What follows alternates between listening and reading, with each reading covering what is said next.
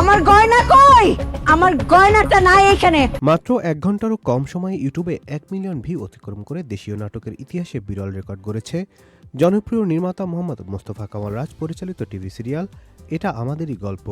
প্রচারের 18তম এপিসোডে এসে এই অসাধারণ সাফল্য অর্জন করেছে সিরিয়ালটি। চ্যানেলের টিভি ও সিনেমাওয়ালা ইউটিউব চ্যানেলের প্রচারের পর থেকেই দর্শকের বিপুল সাড়া ও আগ্রহে আলোচনার কেন্দ্রে উঠে এসেছে এটা আমাদেরই গল্প। তুই তো হতাশ করলি পুরা। হ্যাঁ, সামাজিক যোগাযোগ মাধ্যমের বিভিন্ন গ্রুপ ও ইউটিউবে প্রতিটি পর্বেই হাজার হাজার দর্শক নিয়মিত তাদের অনুভূতি ও মতামত প্রকাশ করছেন। বাংলাদেশি নাটকের ইতিহাসে ইউটিউবে 59 মিনিটের মধ্যে 1 মিলিয়ন ভিউ অর্জন একেবারেই ব্যতিক্রমী ঘটনা। এর আগে জনপ্রিয় বহু নাটক স্বল্প সময়ে লাখ লাখ ভিউ অর্জন করলেও 1 ঘন্টার মধ্যে মিলিয়ন পার করার নজির ছিল না বলেই চলে। এটা আমাদেরই গল্পের মূল উপজীব্য পারিবারিক বন্ধন, ভালোবাসা, দ্বন্দ্ব ও মমত্ববোধ। নাটকটির সঙ্গে সংশ্লিষ্টরা জানান, দর্শক যেন নিজেদের জীবনের নানা অনুভূতি ও অভিজ্ঞতার প্রতিফলন এখানে খুঁজে পান, সেই চেষ্টাই ছিল প্রধান লক্ষ্য।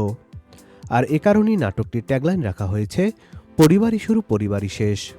সপ্তাহে প্রতি মঙ্গলবার ও বুধবার রাত 9:30টায় চ্যানেল আইয়ের পর্দায় এবং বুধবার ও বৃহস্পতিবার দুপুর 12টায় সিনেমাওয়ালা ইউটিউব চ্যানেলে মুক্তি পাচ্ছে এটা আমাদেরই গল্পের নতুন পর্ব। এটা আমাদেরই গল্পে গুরুত্বপূর্ণ চরিত্রগুলোতে অভিনয় করেছেন ইরফান সাজ্জাদ, কেয়া পায়েল, খায়রুল বাশার, সোনেরা বিনতে কামাল, ইন্তেখাব দিনার, দীপা খন্দকার, মনিরা আক্তার মিঠু, নাদের চৌধুরী, শিল্পী সরকার, অপুসহ অনেকেই। এখন আপনার বাবা আসলো কোত্থেকে?